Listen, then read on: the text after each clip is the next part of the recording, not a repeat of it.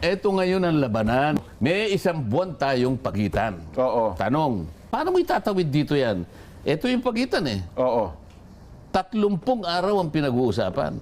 Paano mo itatawid dito? Ah, Yan ang matindihang debate ngayon. Sa saligang batas mismo ang naglagay ng pagitan. ayun. Oo.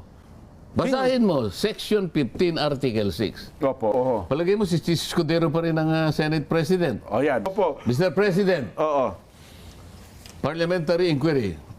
What is the parliamentary of the gentleman or the Blah, blah, blah. Opo. lady of blah blah blah? Opo. Oo. Mr. President, I want to know what happens to the impeachment blah blah blah. It is not in our agenda. No. Sabi niya, the Senate is a continuing body. Oo. Ayan na, mag-uumpisa na naman yan. Ang pagkakaiba lang noon, wala ako eh. Ayun. Ngayon, nandito na Sa ako eh. 20th Congress, nandiyan na kayo. Ah, di ba? Oo.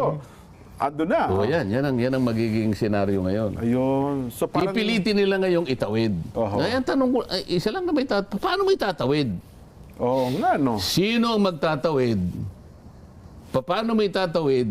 Anong paraan ng pagtawid? Oo. Oh.